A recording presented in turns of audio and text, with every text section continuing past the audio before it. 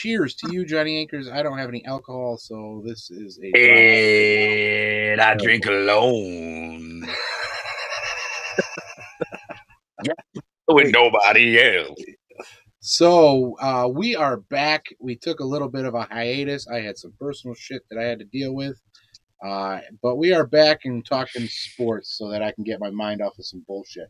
So we wanted to start. Well, Johnny Akers wants to start about the heartbreaking tragedy of officiating that happened in the World Series. You Because think it was officiating? the Blue Jay, they fucking should have called him safe at the plate. That was the series right there.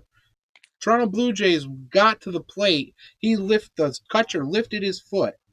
Once you lift your foot, you break contact. He hit the bag. Boom, safe. World Series over. Blue Jays win. Yeah, I mean if that was how it was called in the field, then that's how we would be sitting here today. But if my aunt had a dick, she'd be my uncle. So, ipso facto, Kind of how that works, yeah. unfortunately, what ifs are not really, but no. Okay. So first of all, thanks to that guy for joining here. That guy, thank you for coming in here. I have a feeling that, Beej, if you put this out to the group, we might get Joey Bosa tonight. I mean, Joey Bosa had a great game over the weekend. We'd love to get Bosa on, if possible. So Bosa, if you're listening, if anyone knows Bosa, if they're listening, he's a huge fan of the show. We've had him on multiple times. We'd love to get him on after a big game. All right, World Series. So who did he beat this week? Who did the Bills beat? No, Bosa. Yeah. The Patriots. Joey Bosa, not Nick Bosa. Oh. Yeah, our Bosa, the Bills Bosa. Got it. All right, so the World Series, obviously, J.A. half Canadian, father's a big Jays fan. I don't know if there could ever possibly be, and on that play, B. Jafetha would say that he was safe. I think it's so damn close to call one way or the other. That has to be the closest anyone has ever come to winning something and losing in a team sport besides maybe like any sport besides like fucking golf or racing, like horse racing, where someone wins in a photo finish. Like that is the most gut wrenching because you had it won multiple times. Right. And it comes down to Game 7. I mean, that's being a Toronto fan. You've had a lot of opportunities. You made it all the way to Game 7. Yeah. It wasn't a it went to extra innings. That's how close it was. It wasn't It wasn't like, LA didn't crush them every game of the series, but which most people thought was going to happen. Yeah. They made it a game. They made it a series. They were electric. The crowd was crazy. And I just got to say, I don't know if anyone has seen it, but if you were going to compare what a victory parade looked like in LA compared to what it would have looked like in downtown Toronto, not sure if you guys have seen the footage of the parade that they had in LA stadium, but there was essentially no one there. It was just people that were happened to standing on the sidewalk at the time. Buses going through crowds of no one. Might have running over a little bit of homeless shit or encampments. I don't know. Maybe we cut that part out of the recap, but there's literally no one there. And you do that shit in any other city that actually cares about their team and cares about their sports. I'm fucking sick of nice weather cities winning championships with fans that do not fucking deserve it. I'm done with it. Baseball in Canada was huge. The whole country watched because of one team. There's going to be kids in Canada that will now play baseball that will probably inevitably play professional baseball because of what they saw this year from guys like Vladdy, Ernie Clement, fucking shout out Ernie, hometown kid. Everybody, even just watching it again with Ohtani, little Asian kids in Toronto were probably rooting for Ohtani. But like it was such an exciting series. And to go like that, to lose like that is just gutting. I don't know how you could ever recover. I think they're donezo, probably for a couple of years.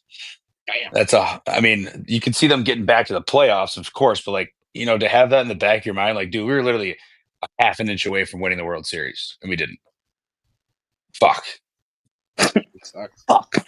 Shit that keeps you up at night. I mean, like, fuck. No, SP said it best. He goes, if Ernie Clement had 5 more pounds of weight, he would have hit the ball over the fence, and that catch would have never happened with the two guys fucking colliding into each other. It's like, adds 5 more pounds in the offseason, that's going over the fence. Yeah, so there was a stat that the past 10 World Series winners have been at the top 5 of payroll for the season over the past 10 years. So the time of Moneyball and spending wisely, it just proves that, like, is it really worth it? Because you've got big powerhouse teams that are scooping up all this, middle talent, high-end talent, and can really get a franchise over the hump. I mean, it sucks. It sucks for all sports. It sucks to look at a guy like Ohtani who deferred his contract in order to get more money to play other players. To get, LA's got a stack roster. It's like an all-star. Well, anybody can do that. Anybody can defer contracts. It's just that certain teams are willing to hedge the future for now. You won back-to-back World Series. Yeah, they're going to pay a shit ton of money in like 5 or 6 years from that backloaded contract of Ohtani. Like, everyone else is going to have to. At that point, everyone's going to be retired. Ohtani will probably be retired at that point. They'll just be paying him like Bobby Vanilla. Bobby Bonilla Day, July 1st. Bobby Day. Everyone knows that one. Shout out Turks and Caicos. Isn't he getting like $68 million after he retires a year? Who? Oh, Bobby gets $1 million a year. Bobby's I think Ohtani gets. Ohtani gets like $2 million for 10 years, and then like $68 million for 10 years. Yeah, some fucking ridiculous amount. Yeah, the backload amount is the guy is probably going to end up writing a check to convert most of that into like a whatever signing bonus or like bonus, and be like, hey, we just won the World Series twice. Our team is now valued close to $10 billion. Here's a check for $150 million of that. Mm-hmm. And then I'm going to go out next, and your Japanese who just watched the World Series, watch us win twice, and we're just going to pluck every good Japanese kid out of the fucking system.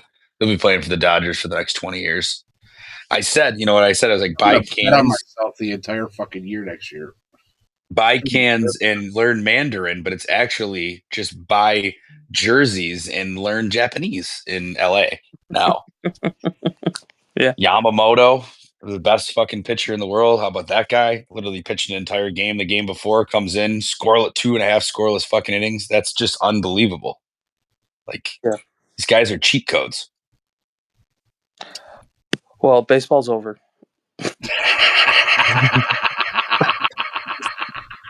The timing was perfect. All right, so yeah, fuck baseball. Who cares about that sport anyways? Although it is, and I think Beej will like this.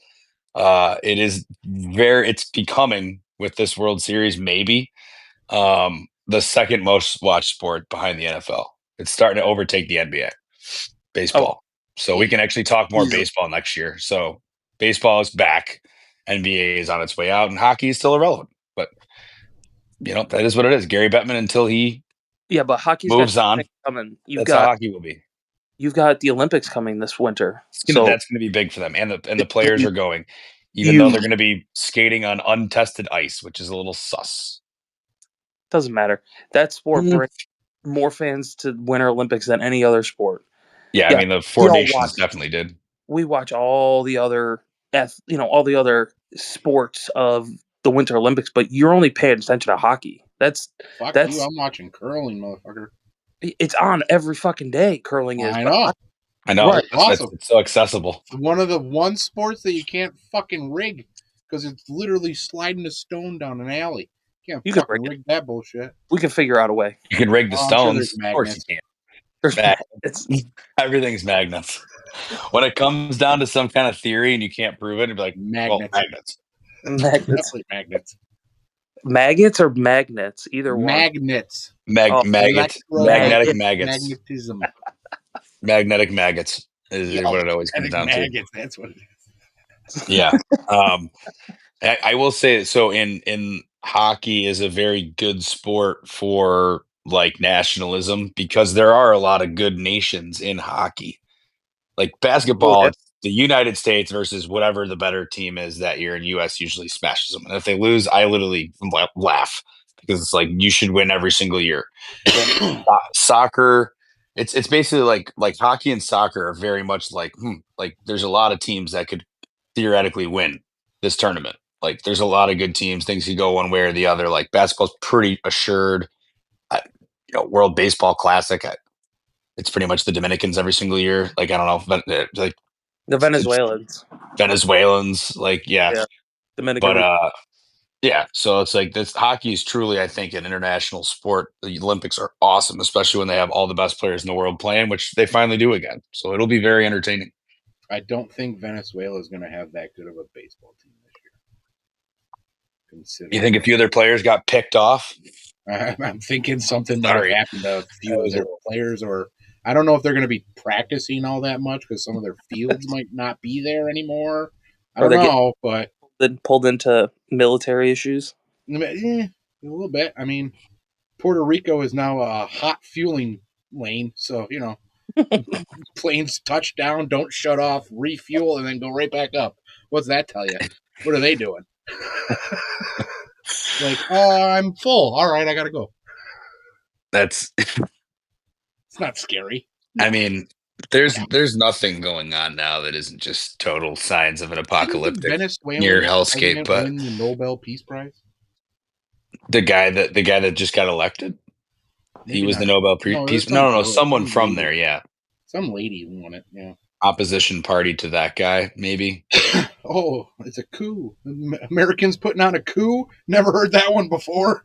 Did you see who did somewhat put on? I mean, this is the sports episode, but I feel as if, if we're going to talk international soccer, maybe we'll go back to international soccer, USA-Mexico rivalry. I saw a video where some young kids, like a Gen Z kid generation in Mexico, went to like a palace or some type of government building and overthrew it.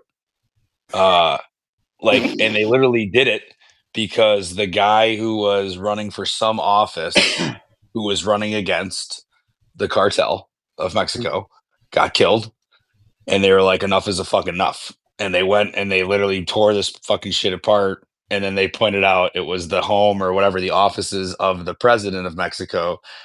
And they go, who famously had 72 of her political opponents assassinated. Oh. So I mean, I wonder if they caught that guy. There's something in this, the power of the youths. Unfortunately, I don't think the youths of America are really gearing up for that type of revolution in a time where there's too many other people around. But the real problem is that this fucking country isn't doing what those countries are doing, because those fucking countries are under the same fucking leadership that we're fucking under. And we ain't doing shit about it. We're worse. Somebody will come and save us. Well, I participated in democracy today. Of course, someone will save me. Where's my voted sticker? They didn't give it to me. Damn it! Guess what? I didn't vote. I respect it. What's the point, anyways? All right. Anyways, sports. So let's go with the trade deadline, since that is a hot topic, since it just ended 5 hours and 21 minutes ago. What do we think of Sauce Gardner going to the Seahawks, right? He went to Indy. The Colts. Yeah. Sorry. Colts. What do we think that guy? Would you like to go first? Yeah, I think Indy is gearing up for a playoff run. Like, I don't think Indy is messing around. They gave up 2 firsts. He overbought. No, you didn't. I don't think for Sauce Gardner. He's a solid guy. And Terry Glenn, or was it Terry Glenn? Who's the head coach? Aaron Glenn. Aaron Glenn doesn't want Sauce Gardner. He didn't want him to go. So you clean out your DBs. You can draft who you want. He's that good. I think he's good. Though. First of all, his name is Ahmed. Okay? The only reason he's considered a good cornerback, and oh my God, yes, there's been games this year. Every game, there's only been 2 receptions against him. It's a pretty good stat. He's a good player. But his name is Ahmed. Okay? He gets away with holding and pass interference and grabbing more than any other fucking DB in the NFL because his name's Sauce Gardner. And he was really good in Cincinnati when he was in fucking college. Sauce Gardner is not worth. He's not worth a 1 first fucking round pick, let alone 2. But And not for nothing. But he gives you Not for over the nothing. hump. The Colts did this on the preface that Daniel Jones is going to be their long-term answer at quarterback. Now, he's looked really good in 8 games. Right. Okay. They've mortgaged their future for Daniel Jones, Jonathan Taylor, but to be fair, Jonathan Taylor's been in the league for a while. How many years left has he got of being Jonathan Taylor? They have Pittman, who's good. Tyler Warren, their tight end's awesome. That's a great guy to keep long term. He's a rookie. But Sauce Gardner, and you're giving up firsts. Like, I'm sorry. I mean, I think they lost that trade. I think the Jets fleeced them. I think the Jets absolutely fleeced them for Sauce Gardner. But the trade, not good enough. But the Quinnen Williams trade, I like Quinnen Williams, the D tackle. They traded him to Dallas. It works for both teams. Like the Jets are restarting. They're going to be like, hey, Aaron Glenn, don't worry about it. We're literally selling everyone on the defense. At least it sounded like. And then, but Dallas, I think, is a better team from that. Why would you want to keep Sauce Gardner then? You got the best value you possibly. No, you don't. No, it was a great deal for the Jets. The Jets won the trade, in my opinion, handedly. Like, I mean, it wasn't even close to me. I mean, let's put it this way. He is a good corner, and now that he's on a good team, he'll probably get even less calls against him because now they're going to be like, oh, this is an amazing trade. This makes the Colts relevant, even though they just gotten embarrassed by the Steelers. Daniel Jones turned the ball over 5 times by himself the last game, and they're like, that's the guy we're going to build around for the future. Wow. Like, okay. You got to remember. I mean, he looks okay. He looks good. If they're going to be farther off in the playoffs, right? If Indy's hoping to get through the playoffs, your draft pick now becomes a end of the draft pick. They're drafting at 21, 22, 23. Where are you going to find Sauce Gardner talent at 21, 22, and 23? Now, granted, yes, it's 2 first overall picks or first round picks. That is a lot of capital, but I don't know. I mean, 1 and a 2 would have been probably like or like multiple, like a 2, 3, maybe multiple 4s or something, but like more picks as opposed to like that high of picks. Yeah. For, I mean, he's a good player. Don't get me wrong. He also comes with a huge price tag, and you have to now, like the Jets, I think are going to pay some of it, I believe, for a year or 2 or something like that. I don't know. They always do have to. Yeah. It's just bizarre. They hate him. He just mentioned in the offseason. Yeah, like literally before this year. But I mean, the Colts have a hard ass schedule for the rest of the year. So yes, they need him for the postseason. They need him really for the next like 4 or 5 games. They got the Chiefs coming up. They got some. They're playing some pretty good teams on the next like few weeks. So they had like I think it was like the 3rd or 4th easiest schedule up to date, and then like the 3rd hardest schedule from here on out. So like we're gonna find out how for real the Colts are in like the next month. Mm-hmm. Yeah. And then Sauce is a move. Like, okay, we're all in right now. I wonder how much of the Irsay daughter, the one who owns them now, which she was just like, I've never been more popular. No one's ever known who I was. Now I'm famous. I'm on the sidelines. I'm reading player numbers, writing things on pieces of paper. Make a big trade. Make a big trade. Make a big trade. I mean, these billionaires are just playing video games at this point. Oh yeah. I don't think Jim Irsay would have made that move. No, I don't think either. I don't think he would have either. I don't think he would have signed off on that. No. But he's gone now, and his daughter was like, "I need to make a splash. I need to make a name for myself." And this is it. She got saucy. She got saucy. She's selling all of his guitars. He has like a world-renowned collection of guitars. He has like a house full of them. Yeah, they are getting rid of all the guitars because they want to make some money. He's got like millions of dollars worth of guitars. They don't need that though. I mean, like, unless you're like selling it specifically for like, oh, we're selling Jim Irsay. You know what I mean? Like, sell it for charity. I hate to get off topic, but the fucking repo is going bananas right now. All right. The what? Liquidity is a problem in this state right now, in this country right now. All of the banks don't have the cash that they have, so I can see why they're selling shit because they want to get liquidity. What is liquidity? Banks are going to the Federal Reserve and borrowing money against their assets. So when banks start to borrow money inside of the billions of dollars, we're in fucking trouble. So yeah, I can understand why they're selling shit, trying to get. Is there going to be a bank run, or do we have to go to silver? There's probably going to be a bank run, and you should have already had silver. I wish I was in that boat, but I had extenuating circumstances come up, so all of my money has been flushed. So I'm just in the boat and watching the ride, bro. It's gonna be fun. Tide's going up, buddy. We're all in the same boat. They ain't coming up to my forehead. Fishing in the same hole. Yeah. Wonder where the same time goes. All right. So who else got traded today? Quentin Williams to Dallas. I'm happy for him. Quentin Williams to Dallas. He deserves to be a Dallas Cowboy. He's a big dude. Come out. Who? Debo. Debo did not. No, he didn't. No. So that was like the most common at like the middle of the day. Everyone was like, because the Bills did make some like cash movements around. They like paid Taron Johnson, like pushed his money or something down the road. I don't know. I can't remember.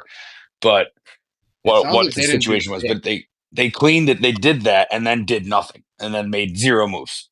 So like, what was that? They should have made a run for Shaheed.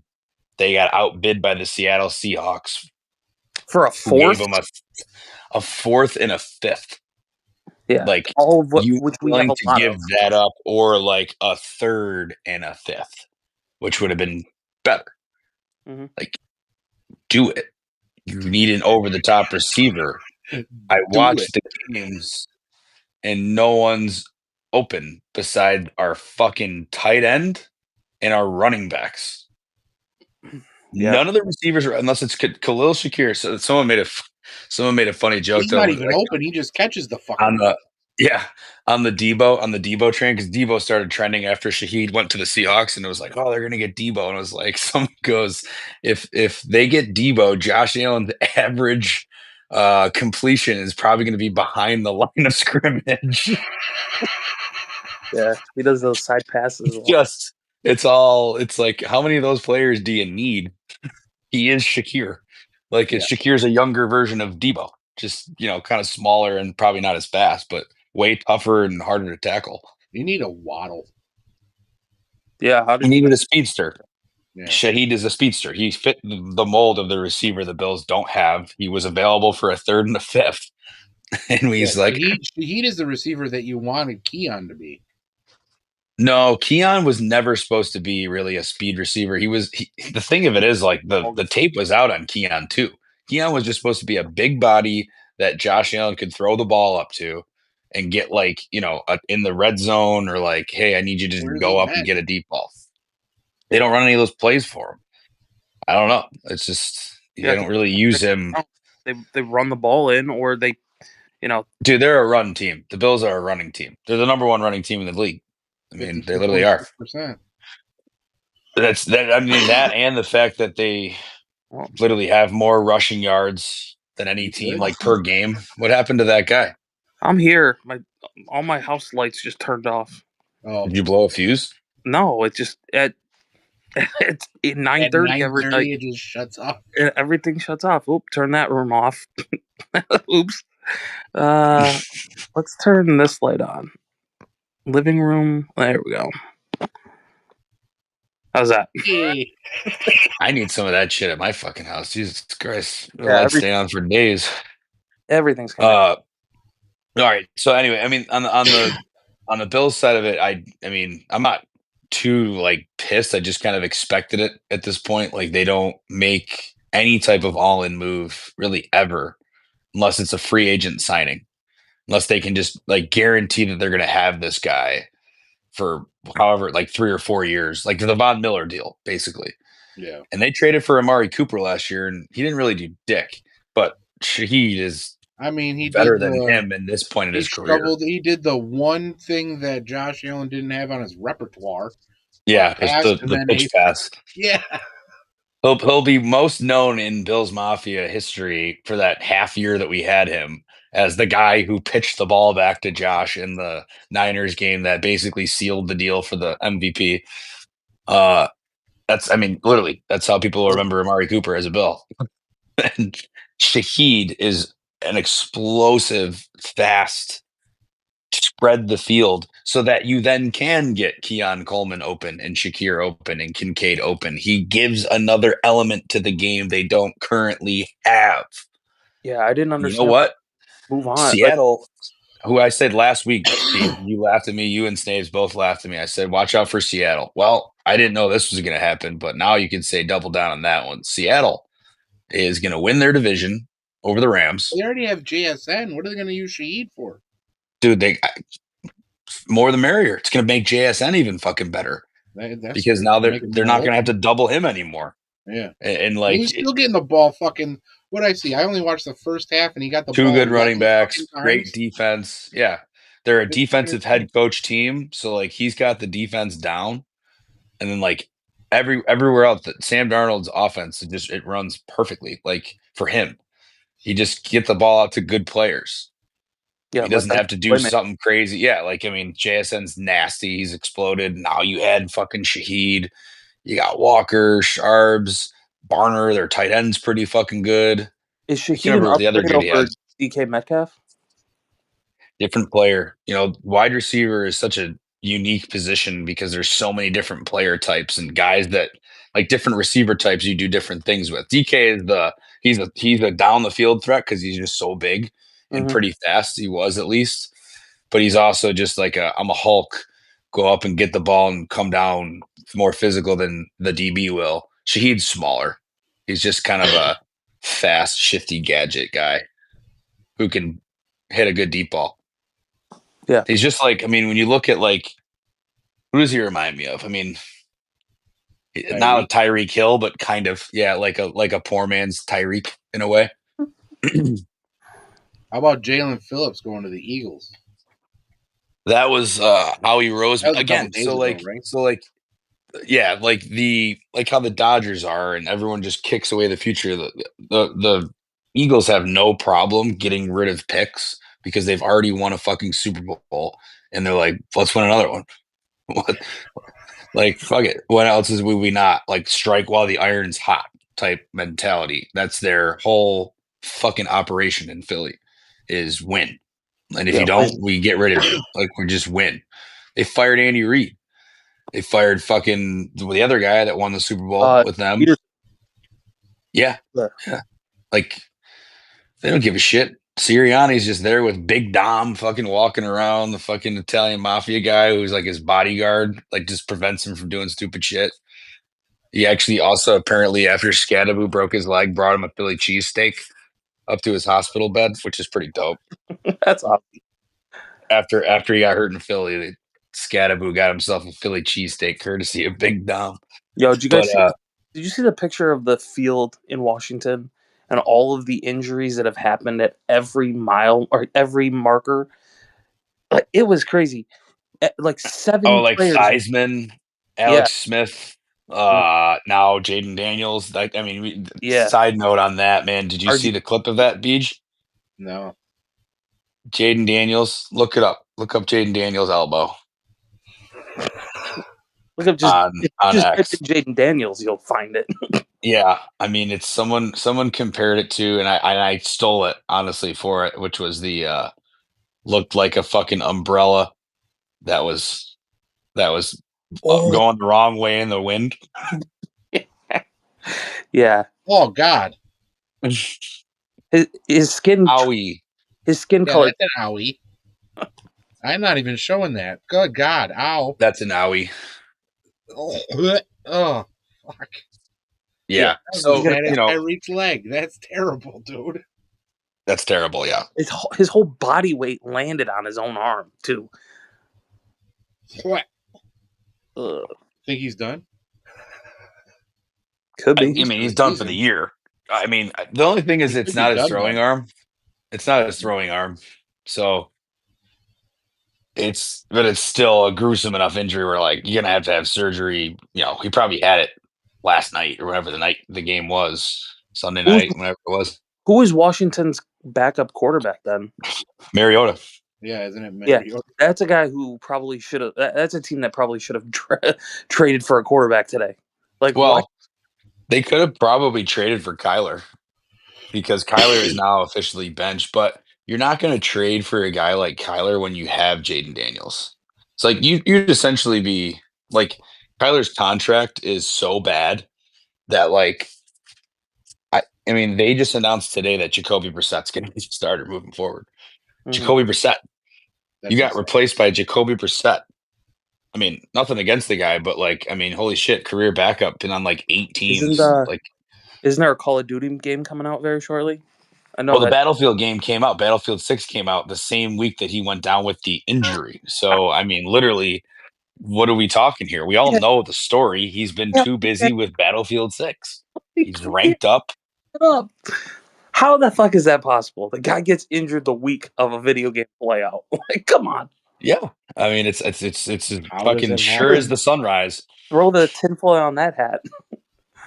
It's as sure as the sunrise. That's Kyler's deal. Fucking all rigged. Everything's rigged. No one would rig the sport to watch. No one would rig the sport to watch Jacoby Brissett over Kyler Murray. No, but I wouldn't. Who wants to watch that? I mean, in Arizona, it's maybe. Interesting, isn't it? It is the part of the circus for sure. It makes you tune in just to see, like, is Jacoby Brissett better than Kyler Murray? Well, I don't know. At this point, probably.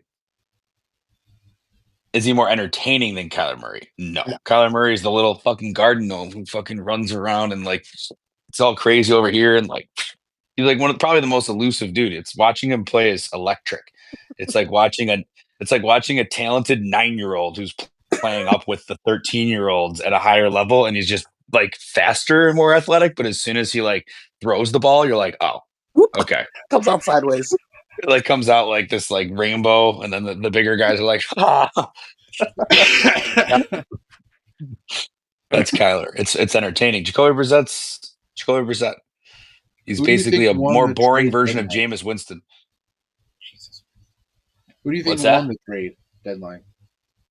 It's got to be the Jets. They got a lot of picks. Like they got and a lot of high draft picks. None of the other contenders besides the Eagles really did anything. Like, Dallas and got the Colts backer, but like the Chiefs didn't do shit. The Bills didn't do shit. Yeah. The Bucks didn't do shit. Seattle uploaded. Seattle's probably the biggest winner, I think, out of that Shaheed trade. Like the winner of who got somebody, Seattle. The winner of who got rid of people, clearly the Jets. The Jets, yeah. So I don't really. I mean, the Dallas Cowboys were kind of an upgrade too. I think the Colts gave up way too much for Sauce Gardner, and that's going to come back to bite him if Daniel Jones end up being the Daniel Jones we all remember. Like other than that, I mean, there wasn't really too many other big ones. Dallas actually got another linebacker, I think, too. Yeah, the Eagles were probably a decent winner. I mean, Phillips being gone, I can't believe they didn't move Waddle, but it's a good move for you guys. Like if you want to keep some kind of continuity on your offense, you got to keep Waddle. You guys should get rid of Tua though. I thought there were talks about Brock and Tua switching. Brock Purdy? Yeah. Tua going to San Fran? Yeah. Ugh. Who's it? Nobody wants Tua. Like nobody wants Tua. It's Tua and like Kyler are going to be just chilling at like a table by themselves. Like I think if there's NFL, like a giant meeting. And it was just they're just like sitting there, just being like, "Yo, we're about to get asked to leave. We got our own table. Yeah, we're about to get asked to leave, aren't we? Yep, we're about to get asked to leave." What do you think if Miami like lets Tua get hurt one more time, and then that's my fear. That's my fear. I think die. He might die. Like you're gonna have a handicap person on the field at that point. Let me say this isn't like too much of a conspiracy here, but like I feel like after watching that last game against the Ravens, Tua looked like he was intentionally just trying to look like shit. And I think it was like either to get his coach fired or his GM fired or both. I don't know. They got the GM fired. But McDaniels is like yelling and like there was horrible calls. You guys were totally screwed in that game from the referees. And like McDaniels is like, he could have just sat there and taken it like a pussy, which he usually does anyways. But he was like fired up, like yelling, like screaming at the refs, screaming at the players for making mistakes. Like he showed, like the first time to me, a real like, fuck this. If I'm going out yelling, and I'm going out fucking calling out everybody else out here because fuck you. And then in that game, Tua was just putting up these just like whatever. Yeah, fuck it. I don't care. I'm getting paid. I don't care. 4th Show me the and money. 12, game on the line. I'm going to sack myself. 4th and 12, game on the line. 2 guys are coming at me. Rather than throwing the ball for any sort of direction, I'm just going to lay down. Well, that was the end of the first half, right? Well, it was like the end of the first half. Fucking third quarter when we actually had a chance to get back, and then he just sacked himself on 4th and 12 and gave the fucking Ravens with I think they were on the 40. It's honestly the whole game. The Dolphins were in the red zone. Like they were they were good until Tua got the ball. Yeah, it was just like every time they get into a situation where they needed like 3 or 4 yards, they'd do some stupid ass play, or Tua would have a Tua moment, like like the one. I think it was like 4th and 2 or 4th and 3, whatever. It was in the red zone again, and it looked like he hit like the wrong button on the controller or something. Like it was like he like dropped and it just in the pass just like went like just up in the air to no one and nothing, and it was like. That was on 4th down. Yeah. Like, he just did that. And I was like, in any situation, it's like, at least throw it at a receiver. The worst that could happen, it gets picked off, but like, it's 4th down. So it's like, who cares? It's a punt. So like, just doing that was indicator to me that I think he's intentionally trying to tank this game to get his coach fired. The NFL should have allowed for an in-season Hard Knocks, and for the next like 4 or 5 weeks, just watch the Miami Dolphins. Just be in there and just listen to. They will do it again. They will do it probably closer to the end of the year. They'll do they did a division last year, if you remember. Yeah, I think they did the AFC North. Yeah, I think this year it's the NFC East. I think it's the Giants. Oh, okay. Yeah, that makes sense. Watch McDaniel is probably like in the quarterback room, like, I don't want any of you to play. Like, please don't play. Can you just do anything possible? Just run the ball. Don't throw it. Don't think about throwing it. Like, and the expectation is to not throw 10 picks. Yeah, that's it. You could be good with 9. Just don't throw 10. That was. What else happened in the trade deadline? I mean.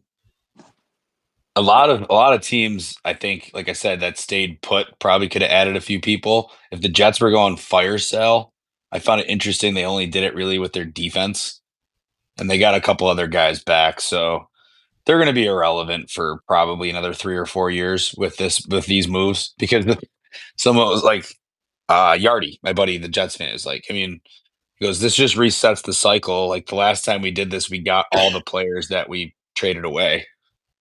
Yeah. So now, okay, we got all the picks back again. Let's see what we can do with these ones. And then in 5, 6 years, we'll just trade them away. I don't think anybody else really upgraded. Like, the teams on the bubble didn't move forward outside of Indy, but Indy's in the top of the league right now. Nobody else did anything. This is a very odd. It wasn't the hype that I thought it was going to be. I'll tell you that. I went on Twitter and there was mad comments, and then I was like, but nothing's happening. Yeah. It usually happens like that. But nothing is happening. Nothing. Tons of rumors. You don't believe what I just heard. Eyes. And then it's just nothing. And that's really what it comes down to. You got to kind of keep yourself somewhat. I thought it was malpractice, and the only move was to not, like, if the compensation that the Seahawks were willing to give to the Saints for Shaheed was like a second pick or higher, I'd be like, nah, like, he ain't worth that. But he's worth a 3rd and a 5. I'm like, at least a 3rd, and then the Seahawks is a 4th and a 5th, and that's in conference. And like there's a weird like somewhat bad blood between those franchises from like the days of like when Marshawn Lynch did the hold my dick against Drew Brees in that famous game where it caused like an earthquake in Seattle when he ran at the Beastquake. Like that's kind of a weird, again, like two weird franchises linking up for a trade that to me Seattle got for pennies on the dollar. And they had the cap space to do it. And now they're going to be Seattle's going to be good. I'm sorry, I'm busting out. I wish it wasn't a Russell Wilson jersey, but I have a Russell Wilson Seattle jersey. I might have to bust it out. It definitely don't fit me anymore, but I'll flex into it if Seattle turns out to be like 10-2 the next time we do an NFL episode, which is every week. Why didn't the Giants do anything? The Giants did nothing at the draft or at the trade. What are they going to do? They stink. All their guys are hurt. Yeah. Giants are going to be fine. They're just going to keep losing games, get a better draft pick. Scadaboo should come back next year. Hopefully he's just as good or, somewhat like what he was. Neighbors coming back. They got a great defense. Yeah. Do you think Daboll keeps his job? Who's going to lose their job in the offseason? That's now that the trade deadline's over. The GM. I think the GM will get fired, similar to Chris Grier. I think the Dolphins and the Giants are going to keep their coaches for at least one more year. Okay. Or they're going to hire a GM, and they'll see if the GM's like either yes or no. Yeah, like you can stay or you got to go. I think Daboll will stay over McDaniel. Who do you think is going to be the GM for the Dolphins? Who's running the search? Dan Marino? I think Dan Marino should be the search. Well, he is a part of the senior executive team already, I think, isn't he? Why not become the GM? He should just make himself the GM. I mean, John Lynch did it. Elway did it for a while. Jim Kelly would do it if he had a jaw. But I love Jim. But no, I think they'll probably go with like McDaniel. If McDaniel got a say in it, he'd probably try to bring somebody over from like the 49ers front office. Yeah. And scoop one of one of the guys that he used to work with when he was there. It's one of John Lynch's guys. It would be one of John Lynch's guys, yeah. And I mean, I don't know how else you do like a GM search. It's just usually guys they know. Like it's, guys they used to work with at other jobs. Well, he's really only had one job. It was just working with the Shanahans his entire life. Yeah, wasn't that Joe Sheehan, the guy who's the Giants? Joe Shane was the Bills' assistant general manager at the same time Daboll was there. Right. So now they're going to fire him or both of them. They're kind of a tandem deal, kind of how like McDermott and Bean are a tandem deal. Bean was the assistant general manager in Carolina when McDermott was the defensive coordinator in Carolina. Mm-hmm. They always take their guys that they used to work with. So I think Chris Grier was there a lot longer than McDaniel was. So this is McDaniel's first time to take a guy he likes in his pick. McDaniel must have gotten Stephen Ross very coked out and been like, I got us, bro. Just fire Chris Grier and we're going to make Tua look like an idiot. And then we're going to come back hard with my boy from San Francisco. Whoever the fuck his name is. He was in Washington for a little while. He was in San Francisco. He also was in St. Louis, McDaniels. Mm. He's also a big drinker. So he could be... He was a big drinker. Well, I think he got back on the sauce for like a week or two, but he looked off the sauce this last game against the Ravens. He looks like it looks like he went to a meeting. You know what I mean? He got another chip. He went to a meeting and then came back and coached passionately. Yeah, it's just so outside of the Dolphins, who in this for any of you two right now, at this point looks like they should have a shot at winning the whole thing. Now it could be someone you thought all along, but like shot out of a cannon, name your Super Bowl right now. Who's playing in it? I definitely think Philadelphia is there. I don't think I really don't think anybody's going to beat them because they have the pedigree, man. They have the talent. They can do it on both offense and like loaded it up a little bit more again today or yesterday. Yep. Yeah. I mean, do you dare say rematch? Because I think it's going to be a fucking rematch. I don't think Kansas and I literally will not watch. I don't think City can make it. I mean, Buffalo beat them. I will watch on my phone. I'll watch the Puppy Bowl. Unless it was like last year. Actually, I don't even think I would watch if it was like last year. Last year, the reason I continued to watch it, like actually watch it, was because the Eagles were kicking the shit out of them. Philly was and it wasn't even a game. Yeah, they were just throttling them to start the game. They were just Darth Vader fucking throttling Stormtrooper. Yeah, and then just let them go like, you want to play? And just let them like run around for like 5 minutes. The Chiefs are third in their own division. Yeah. The Chiefs are currently out of the playoff picture. So let me shape this out for you here. So like how I think it would kind of shake out, at least, and I won't go through the whole rankings, but I think the Colts and the Patriots are going to win their divisions. The Patriots are going to win our division. And then it'll probably be, I think it'll be the Steelers that win their division as well. But they'll be like the fourth place team, and then Denver somehow, some way. Denver, who I hate, is good. They keep winning. I don't know. They keep finding ways to fucking win games. For no reason you hate them. I hate them because of Sean Payton. Oh, yeah, that's a reason. I like Sean Payton.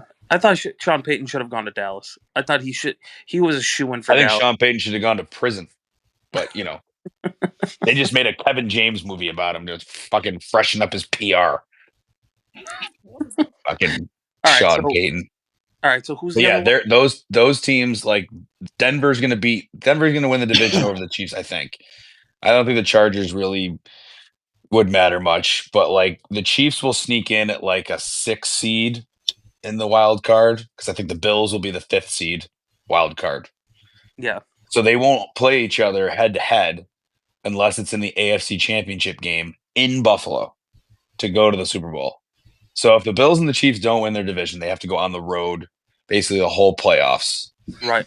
They'll play teams like the Patriots, the Colts, the Steelers, and Denver. Teams that I don't know in Denver. Denver might be the hardest out of all of them. If going to Denver to win would be hard, I would confidently sign myself up to go to a game that is the Bills versus the Patriots in Foxborough. I will go to that game. Book it. Because I will, no matter what, I'm going down with my ship, and I'm either having a great time with all the massholes, and I'm just saying, fuck you, you thought you had us? Fuck you. Or I'll just be like this. You're my daddy again. Good to see you guys. Yeah. I hate Mahomes too. You go beat him. Go get him, Dad. Go get him, Dad. Yeah, He was my stepdad. My daddy's gonna whoop your ass. My dad was out of the picture for a while. My stepdad Patrick came in for a few years. He treated us like shit. Just broke our hearts every year. Douchebag dad. But hey, the Patriots are back, and Drake May is my new daddy. I don't see it happening. Fuck that. Sign me up. If the Bills are in Foxborough, I'm going. That would be a game. So they have to play in Foxborough this year, though, right? Or in this? Yes, and it's after the Patriots have a bye. The Patriots have the easiest fucking schedule. Literally, it's mathematically just a fact at this point. They have the easiest remaining schedule, and they play the Jets twice. The Jets just mortgaged. They just sold everybody. They also play this week is their toughest game. Really, this is like the chance. So like. I'm not going into the Bills-Dolphins game thinking like it's an automatic win because it's usually pretty close against them. But let's assume the Bills win. The Patriots play the Bucks, and like the Bucks are coming off a bye at home in Tampa. Like Ibuka's back. They should beat the Patriots. We beat the Dolphins. We retake control of the division, and it just leads up to that game in Foxborough in week 15 to probably win the division or just take the overhand, but like neither team can fuck up in between. That's the problem. At this point, the Bills really can't afford to lose unless they get the hold over the Patriots from this past one because they lost to them. I mean, the head-to-head loss is a killer in the division. Yeah, you can't lose division. You can't lose the games again. And you lose the division game against the Dolphins, like the Bills this weekend. Right. Then you can really kiss it goodbye because then you have to beat the Patriots in a few weeks, and you have to have the Patriots lose to somebody else in the division, and somehow, some way, get the tiebreaker there. Like it's like you just can't do it. Like the Bills have to look like they did the last 2 weeks, pretty much all the way through the rest of the season, and then they have to also play the Eagles after the Patriots. And then I think they get like the Jets at the end of the year. I'm pretty sure that's their last game.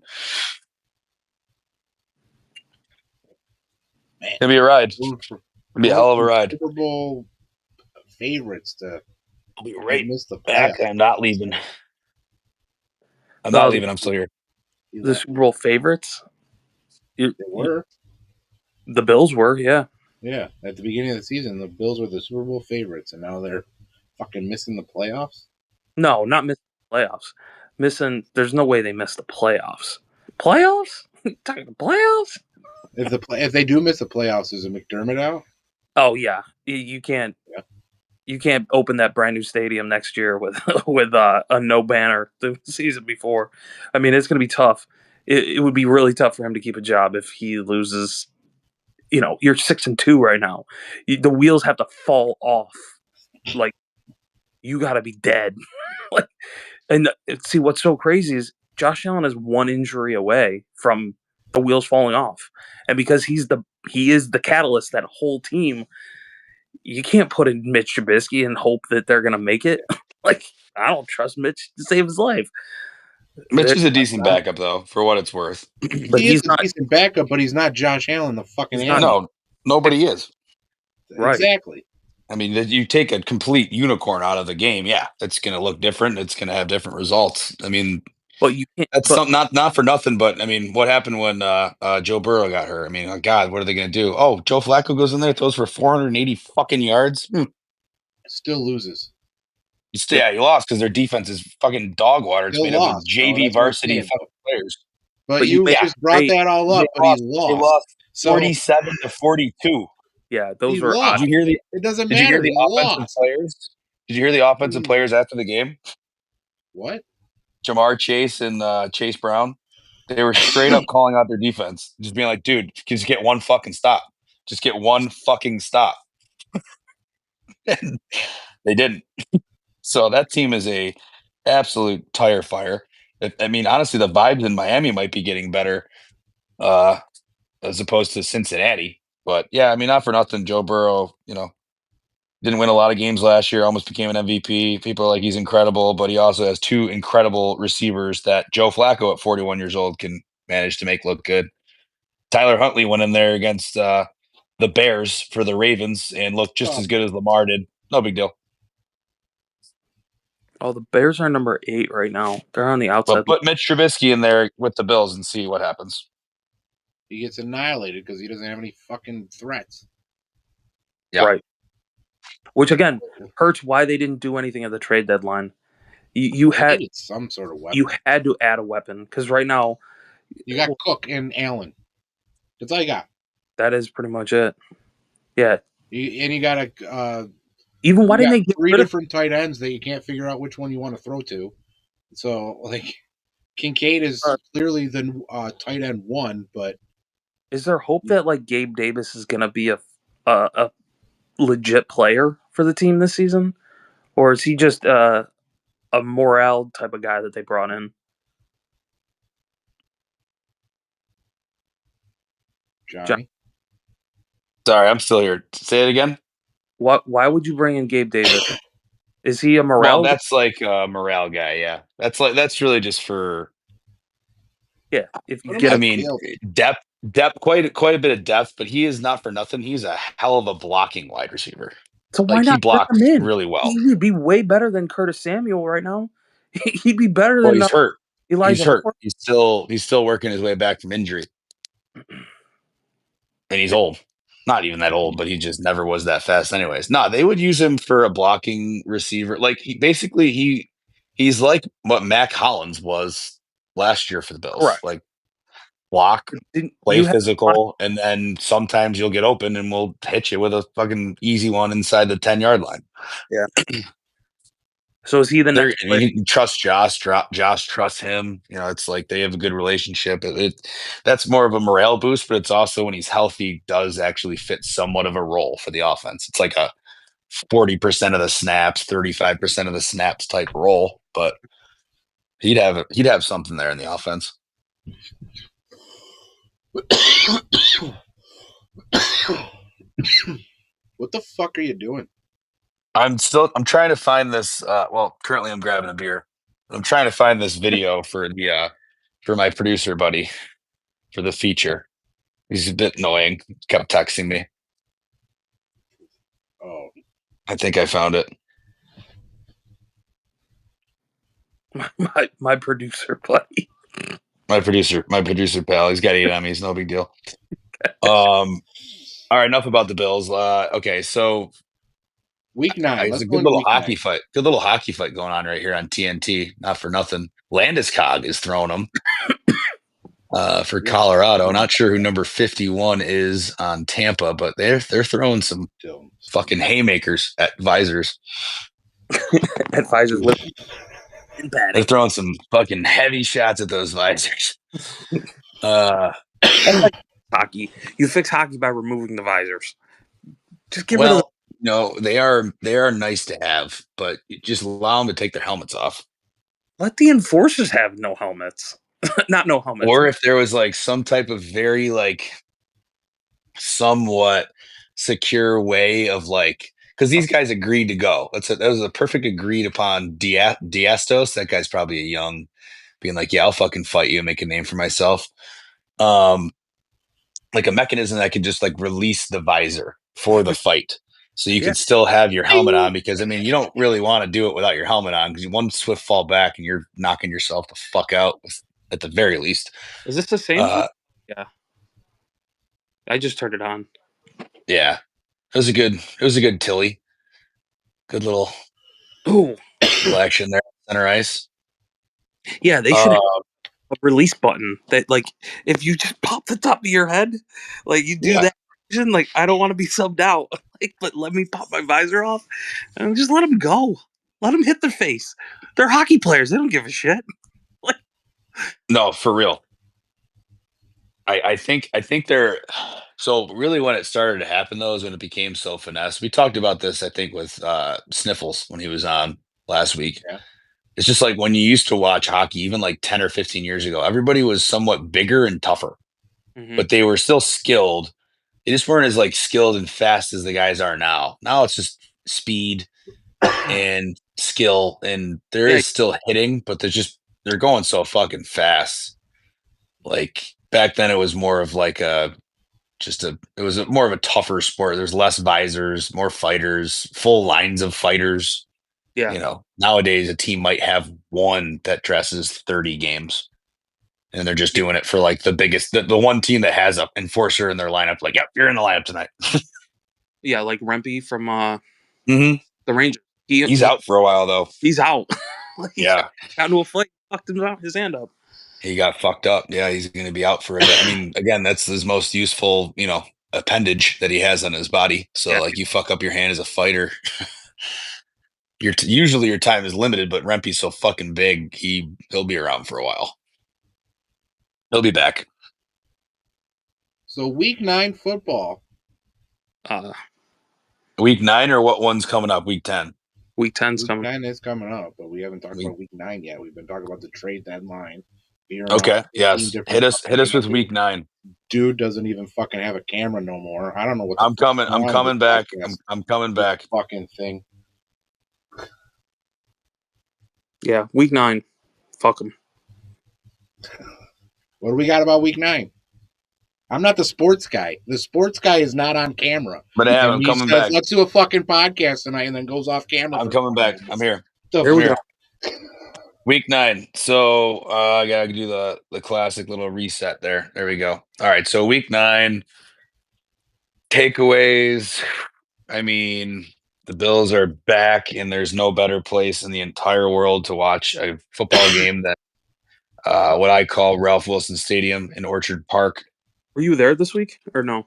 I was there, and I'm glad I remembered this because it was my weakest moment. So when we went, that guy, I don't know if you know, when we went to the Miami game with PJFF, it was coming off of me being at the Ravens game where I was a drunken, belligerent fool who left early.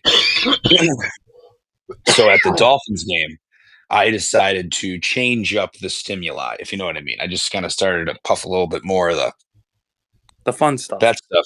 And I didn't get as drunk, and I remembered the game, and I had a good time, and I was the voice of reason. I shut down altercation opportunities. I was a great person at that game. And I was again for this game. I was very calm, cool, collected. Most of the crowd was actually really strangely calm for most of the game against, and we were playing good, and we were peppering Mahomes. There wasn't really any awkwardness with standing. We stood a lot of the game, especially on defense. But it was right at the end when they, doinked the fucking kick off the upright, and everyone was like, "Oh shit, here we go again." Like it was like an immediate like, fuck. But before the game, on my way in, I got rage baited. I got rage baited pretty bad by I don't know who he is, but he seems to be some sort of TikToker who went to the game in his Chiefs t-shirt. Mind you, at this point it's about 45 degrees, so we're just walking in. Like I wasn't gonna be I was high, so I'm gonna be the tough guy. So I walk by, the kid's got, his buddy's got the camera. He's like got the microphone, the little influencer microphone. He's gonna go interview people. And I walk by and I just go, "This kid sucks." He goes, yeah. And then he just starts like shit talking me. And I was like, oh shit. And I'm like, I gotta try to say something. Odd at all? You fuck. No, dude. It's literally such, dude. You are a fuck. You don't understand what happened. I'm trying to tell you, but you just immediately run to, "Did you fucking plug our pod?" Jesus Christ. That was the first thing I thought of when this kid was immediately talking shit in my face. No, he's literally talking shit in my face. You want to hear some real fucking sports talk? Come to Leaving Earth Pod. Boom. You burn them and you fucking plug our pod, you fuck. Again, I was not in a state. I bet you if I was actually had more to drink, I would have been better. And there would have been a better chance of me mentioning the pod, actually, realistically. But in this moment, I couldn't say anything worth relevance. But he immediately pitched it to, yeah. He goes, "How do you feel about Drake May already being better than Josh Allen, bro? He's already better than Josh Allen, bro." And I was like, I just go, "Drake May? The dude with the little chicken arm? Little fucking chicken arm, man. Fucking guy." And I'm like, the dude's like, my brother's like, come on. And like Wingman's there. He's, he's like, all right. And then he starts talking shit to the guy. He's talking shit back. And then the rest of it, I have no idea. I was too stoned to like respond properly. And eventually I just had to walk away. And then Wingman comes up to behind me. He's like, "Dude, you just got fucking rage baited so bad." And I go, "I know." I don't even know how it happened. Like, I just walked by. I knew what was going to happen, but I did it anyway. It was like sticking your fucking hand in like a aquarium of piranhas. And you're like, "I know that's bad for me, but let me just see." I was like, "Oh my God. Yep. I'm getting rage baited. I'm getting fucking rage baited. I'm not making any sense. Nothing's going on." I made fun of Drake May's chicken arm, which he does have, by the way. I have video evidence. Chicken arm. But so did you follow it was the podcast? That was the worst part of my night. Yeah, and then I walked out and I was like, "Hey, by the way, follow me on leavingearthpodcast.com." No. It was like literally getting dragged away from the situation. It all happened in like 15, 20 seconds. Like, it was, you know what I mean? It was like walking by the guy. Pod, bro.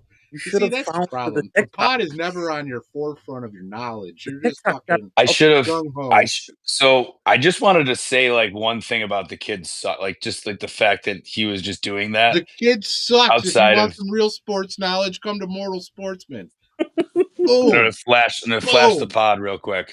All right. If I see that kid again, which there's a good chance I may, you never know. Maybe he's listening now. Maybe that's our second viewer in here. I appreciate the kid rage baiting me. It put me in my place. It gave me some respect to the shit-eating little generation that's below us. Mm-hmm. I was like, these guys are quick with a wit. I wasn't ready for it. And 0-1 me. But, I mean, how cool is it going to be when he posts that and we beat their fucking team? If we lost, then yeah, it would have been probably even worse. But we fucking beat you. Go put your coat on. That was the last thing I said. Go, dude, you're not tough. Go put your fucking coat on. That was like the last thing I said when I walked away. And I'm like, all right, I got to get out of here. Leaving Earth podcast. Leaving us at on X, YouTube, and Rumble. Find us. Please find us. I cut in there right at the end as he was about ready to throw hands at me. Yeah. Hey, that'll get us some subscribers. Even if you get your ass beat. If someone, I told like our boys that are on TikTok, you're on TikTok, dude. You'll probably find it before I do. Try to look up just rage baiting Bills fans or whatever, and they'll probably have me on there. I'm gonna go find it. It's a literal like Chiefs, probably little influencer that goes to all the games and just gets clicks by just talking shit to all the fans as they walk by. That's what they do. I've seen the videos before. There's a Dolphins fan that did it at the Dolphins game while we were there. It's just it's their little 5 minutes of happiness. Yeah, it's some Miami kid, you know. Then he also goes to like I would say they have some balls though, because the one kid the Miami kid, I looked at a couple of his other videos. He went to like a college football game and did it like in a group of like college kids, like groups at like a tailgate of just, and it's just straight shit talking. It's like an art form. It really is. It's like trolling in real life because it's like live, like whoever they say something back to you, you get them right back with a fucking worse one. And then the guys are just like, and he's like, oh, what? You fucking retarded. You know, it's like, what the fuck's wrong? You know, it's like a straight attack. It's impressive. It's a lot of info to have right off the top of the head. You have to be really a student of the game. A student of talking shit. Yeah. It's just it's an art form. You got to be okay to get fucking punched in the face. Like, because someone hit you. What'd you say? What happened? You got to be quicker than that. Got to be quicker than that. All right. Other than the Bills, what do we got for Week 9? All right. So the takeaway outside of the game of getting rage baited. Oh, go ahead, that guy. Yeah. Well, there was the kicker from the Jacksonville Jaguars hit the longest field goal, 68 yards. I get you a 70-yarder in preseason though. A 70-yarder. Can you imagine? He was the same guy. Yeah. Yeah. Like back in the day, you never even got close to the logo when they were hitting field goals. Like when you got, it's a totally different game now. These guys are even the who's the guy from Dallas? Aubrey. He was a high schooler, a professional soccer goalie. Like they're all soccer players now. They're all Australian football players. You know, in Australian football, they all kick. They're like rugby kickers. Yeah. Right. They punt in rugby over there. But like, you can't deny the fact that the new ball rule is making it a little easier for these guys to be, I think, more accurate. They've always been able to have the distance, I think. Like, in these recent years. What's the new ball rule? Oh, we've talked about the new ball rule, I think. They can prep their own balls, basically. They just do whatever they want to. And the kickers, each kicker can just fuck with the ball. Yeah, so quarterbacks get their ball. Oh, it all came to a head. Tom Brady with the Deflategate. Basically, how it happened. Kicking ball is a new rule this year, though. No, but it was basically they could fuck with them, but then the league would go back and say they would put it back, but not all the way. So it'd be like you did something to it. We went a little more normal, about halfway to like what you did with it. I don't know if they do that with the throwing balls anymore, but they did that with the kicking balls this year. They basically were like, whatever you want with them. And now they're kicking 68-yarders, 65, 50, like 50-yarders are nothing anymore. 50-yarder is the old 35-yarder. Like just everything's longer. Everyone's better. Fantasy. It's gonna make kicker more valuable. Right, but it's against teams that need their kicker to to kick field goals versus extra points. Well, it always will be, yeah, for sure. But I mean, like the best kickers, like you're going to get into situations now. A 70-yarder, that's a fucking like 5-point fucking field goal. Oh, easily. Here's the issue. Ready? Here's the issue. It's going to get to the point where, let's imagine now the kickoffs, right? The touchback goes to the 35 now, if it's like a certain type of touchback or whatever. Yeah. Which actually reminds me, there was a crazy thing that the Steelers just cheated the rules. Not cheated the rules, but like did. I'll talk about it in a second. But anyways, it's going to get to the point eventually where like if it's like the 35-yard line is the average starting point, a 5-yard gain automatically gets guys into range to kick a field goal. You know what I mean? It's a 67-yarder. I think that's right. Isn't that what it would be? No. Yeah, roughly. Is a 40? Well, no, it'd be 10. It's an extra 10. 60 from the 50. Yeah, so basically, it'd be like 10 yards. So like, imagine a 10-yard pass automatically gets you into it, but a 70-yarder would literally be, fucking. I think that's a 70 fucking yarder would be a 5-yard gain. Yeah, from the 35. So they're gonna have to move it back to the 20. It should have never moved from the 20. It should always stay at the 20. Well, the Steelers figured out a cheat code for when you have a penalty. So, like, you know how you get to kick off from the 50 if there's a penalty? Mm-hmm. The rule is the ball goes to, I think it was like 25 yards or something from where it's kicked from. That's the rule. If you kick it out of bounds, like usually it's at the 40. Mm-hmm. That's 25 yards from the 35. That's where you get it. Mm-hmm. So the Steelers were like, fuck it, we'll rather take the penalty. Bang, kick it straight out of bounds. They get the ball to 25 now. And basically, if you get a penalty in the kick, like the point after attempt, it'll be like personal foul or whatever it is. Like that's what happens. Like it's penalty is assessed on the kickoff, they'll say. That's another way of like gaming, like, okay, you just fucked up. I'm going to take this. Like it's within the rules. They'll probably change it now. But the clip of their special teams coach, who I love the special teams coach for the Steelers. He's just an old guy who's constantly chewing gum, old bald guy out there, rah, rah. And you see him like as soon as it happens, he's like, he's chewing his gum, like fucking clapping. He's like, did it. He's like, I fucking knew the rule. Fuck you. We're getting it at the 25. Special teams got us 10 yards. He's like, fucking, those are special teams guys, man. They're savages. Like classic, like Dick LeBeau move. Like he knows the playbook. He knows the rule book. He's like, I can find my one little inch of a play, and that exploits the rule. Like, that exploits the playbook.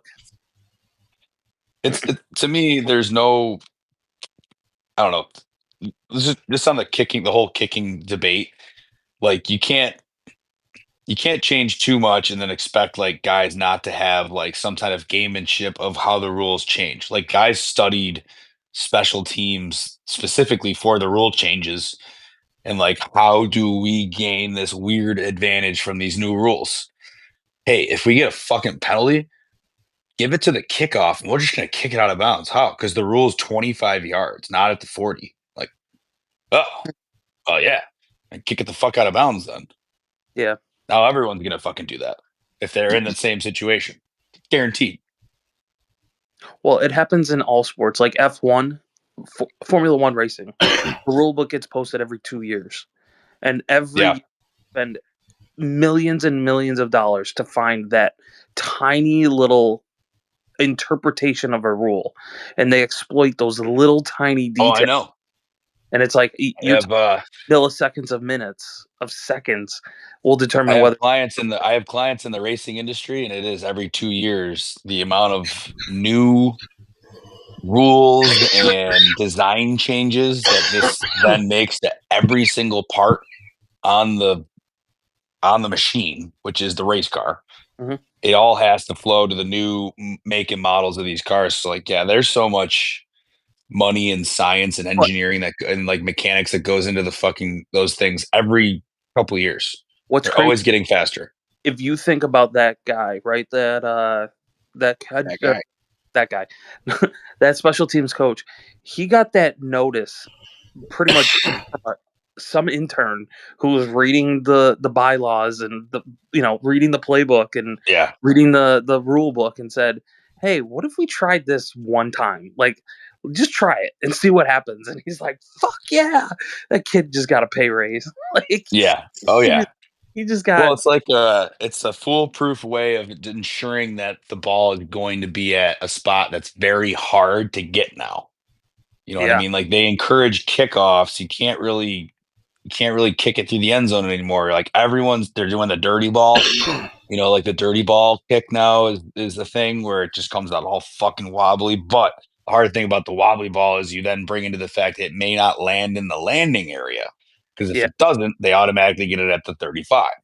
So it's like this kicking thing is you could write theses and essays on what it meant to now special teams coaches to get crazy strategy as opposed to just kick it through the fucking end zone. They'll get it at the 30. Who cares?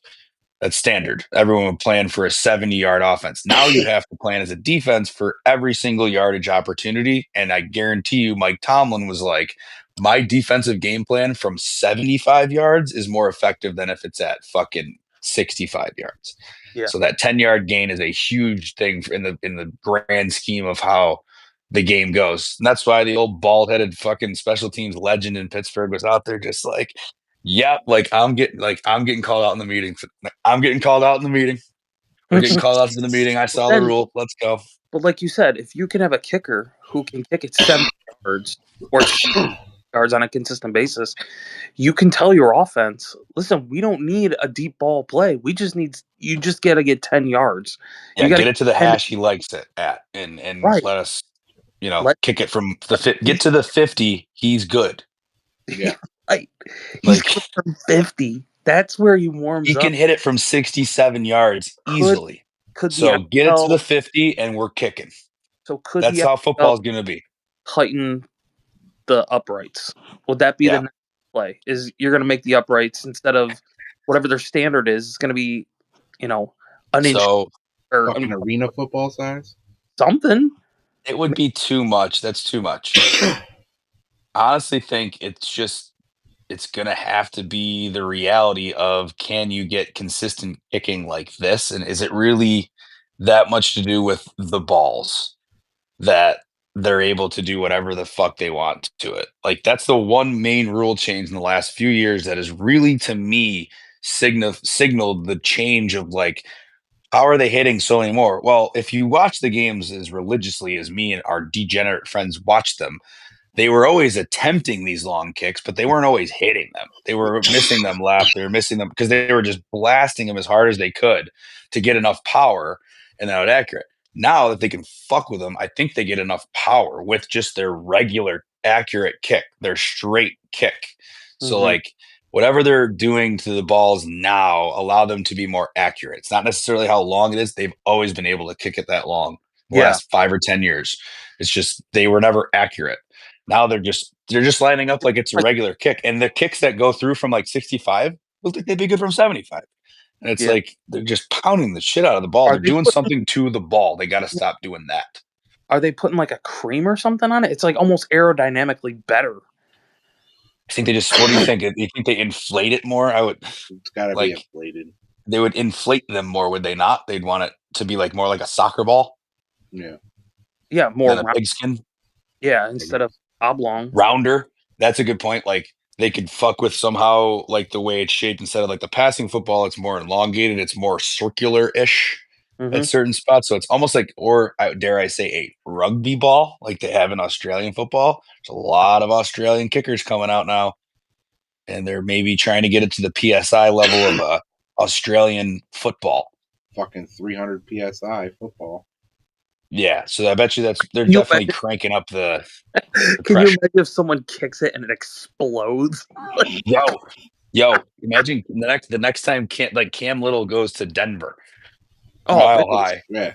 That football's and fucking 90-yard field goal. He'd be kicking 75. He'd be kicking off and be like, all right, we just got the ball at the 35. Let's kick it. Yeah. You know what I mean? Let's kick it. Right. Every time we get the ball, we're just going to kick field goals. Guaranteed 3 every single time we're in Denver facing that way. We're just going to kick 75 field goals. Right. So here's another play, right? How about just one after the other after the other?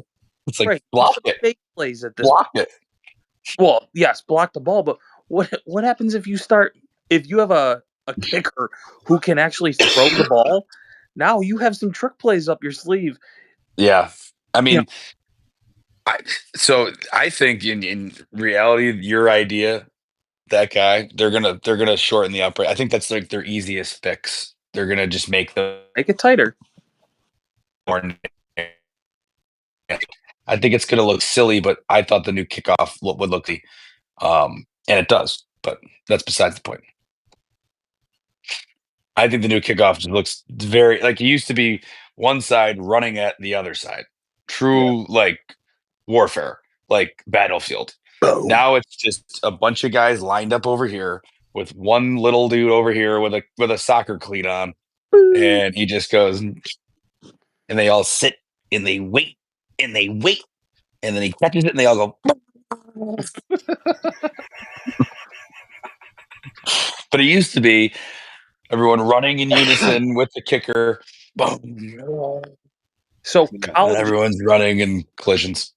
Right? College is still set up that way, where like you watch the Ohio State guys with the arms and they're waving their arms back. Yeah, I think they have the rule though where they can't run before they kick. That's pretty standard now. I think in most football.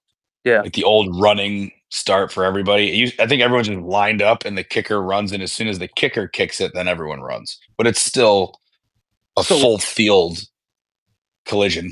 It's all right. They're all getting paid anyway, so they're pros. They should put that in their CBA. So, real quick, do you think? I had a discussion with a coworker this week about Shedeur Sanders. Should Shedeur Sanders have gone to? This is my opinion. I don't think he should have gone to the NFL. I think he would have been paid better if he played another season in college. He could have been the first overall draft pick this coming season. If you had Arch Manning fail as he has in Texas, Shedeur Sanders could have gone anywhere. He could have gone to any Big Ten college. He could have gone to any SEC college. And would that have helped him become a better quarterback, you think? It probably would have, because what is he doing right now? He's being a fourth string or second string quarterback at Cleveland. I think he would have been better off, or he would have at least been in the Heisman Trophy conversation, because nobody's there. I mean, would have had a better. I don't know. I think he would have. Go ahead. Sorry. I think he would have had a better career, and he could have been a number 1 overall draft pick instead of thinking he was a first round draft pick and then falling to the 4th. He should have stopped right.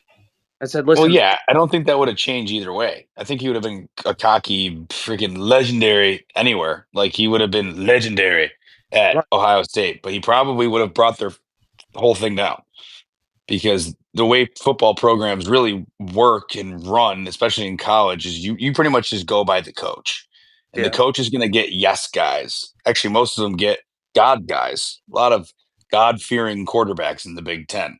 I think you remember last year when Notre Dame, you know, I mean, all of them, all glory to God. Every single one of the Big Ten guys, all glory to God. It was like Will Howard, Riley Leonard. I don't remember where he went. He might have been at Duke or where the fuck he was from. No, he was Notre Dame. Same thing.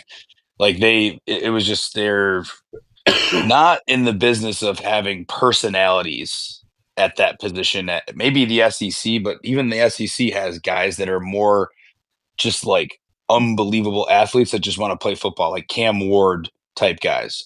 You remember when Shedeur Sanders goes, "Yo, man, we got to make a song after this," and Cam Ward goes, "I'll play football." Yeah, pretty much. No, I play football. He goes, "Yeah, but like on the side." He goes, "No, I play football." But if that video was probably played in front of every single GM room in the NFL, and they were like, "Okay, nah, right, don't need that." Right, and it doesn't matter where he would have went; he would have been the same way. So if he had a whole season where he was not under his dad's watch and he was Michigan's head coach or Michigan's quarterback, or with John Harbaugh back in the day, or Jim Harbaugh. Yeah, anywhere. Right? Could you imagine what that would do? Shedeur and Harbaugh. That would have been great. I might have to ask Grok what that would be like later tonight, and let you know. But I just think what if instead of JJ McCarthy, John Harbaugh or Jim Harbaugh had Shedeur Sanders as his quarterback? Would they have still won the national championship? I don't know. One of them's playing football right now in the NFL. Well, the other one is a coach for in the NFL. Yeah. I mean, that was actually, I've heard that floated as a theory at one point too, a straight up Justin Herbert for JJ swap if it didn't work out for either of those teams. So JJ would go down and with Harbaugh, his college daddy, and then Herbert would go to the Vikings with Justin Jefferson in their sick defense. That would have been good. That's like a great alternative universe trade to me. That'd be sick. I'd make that trade in Madden. But that's how you've got like Jared Goff versus, Matthew Stafford. If I'm the Vikings. Yeah, exactly. But that's in no way you're going to be trading Justin Herbert for JJ McCarthy. That's just absurd. Not straight up. McCarthy's going to stink. Well, we'll see. We'll see about that. So week 9. Week 9 is done. What else happened week 9? The Eagles. The Patriots won this week. Actually, the Seahawks murdered on Sunday Night Football, and then the Cowboys game wasn't even worth watching. It seemed like I watched. I think the first quarter. I didn't have it. That's a good topic. How about this? Oh yeah, fucking ESPN, fuck Disney, and fuck Google. On what? The fact that YouTube TV no longer carries any Disney channels because of the Disney Google feud. Yeah, I heard about that. You have YouTube TV? I didn't know you had YouTube TV. Yeah. And I guess what I didn't watch last night? The Monday Night Football game. Guess what else I have? I also have access to Disney Plus. Yeah, I was going to say. But guess what? It wasn't available on that. I also have a paid subscription so that I could watch golf and hockey games besides the Sabres games because they're blacked out locally. I have a way of watching those. I couldn't even watch it on ESPN Plus. No. They wanted you to pay for a $40 a month ESPN premium service. Yeah. And I said, fuck that. And I watched the tournament or the little 4 teams that played in college hoops in Vegas. It's good games. Arizona, Florida was a great game. Got a little early tape on the March Madness bracket. I just watched college hoops, first night of college hoops instead of the shitty ass Cowboys Cardinals game. Ooh, Jacoby Brissett really going to get me to a TV. $40 a month subscription so I could watch Dak Prescott and Jacoby Brissett duke it out on a Monday. You could also watch Shove it up your ass, Mickey Mouse. The WWE's now on that ESPN Super Plus bullshit. It's just excessive, boys. We're getting overrun by subscriptions. Now they're on Netflix and ESPN. Right. Subscriptions are the way of the future. Taking out. Oh, the fucking world of piracy is going to come back. The world of piracy is going to take a vengeance on all of these motherfuckers. Because all of this was supposed to be for the consumer and is grossly have gone right back to the fucking distributor. It didn't even come. And once the consumer gets pissed off enough, which this Monday night game might be the ticket to where piracy and my way of doing things just is going to blow the fuck up. And it already has. People have openly said it. I've disconnected from damn near everything. The only thing that I do have is that Disney Plus, Hulu, ESPN shit, and that's because it's free with my phone. That's pretty much all. So you have the Hulu. You could have watched the game last night. No, he couldn't. I did watch the game last night. No, it's on Hulu. It would have been on Hulu, yeah. I didn't watch it on Hulu. Right. Would you watch the ESPN Premium? No. No, he watches a pirate. Oh, yeah, the Pirates. Yeah, the piracy. I may be 5 6 more than you, so when all your fucking text messages come in, I have to wait a minute before I fucking look at them. But fuck it. I don't give a fuck. Yeah. Your bill is a lot cheaper than all of ours. I may, we may be looking into getting your service then, I think, because there's probably going to be better games coming up than those. And I would much rather, if this feud's going to continue, I mean, realistically, what happens every single time with these things is that the carrier, the YouTube, whoever pays, and they pay more money for it, and then the consumer has to pay more money for it, and then it just keeps going on and on and on. So it's like, just fuck you. It's To cable. both of them. It's cable. But you can't. Then you can't get anything else. Like literally, cable is it. Like it to me, it's. But they'll just screw cable eventually. Like you know what I mean? Like they're just gonna go around in a circle to all these people who have it and fuck them.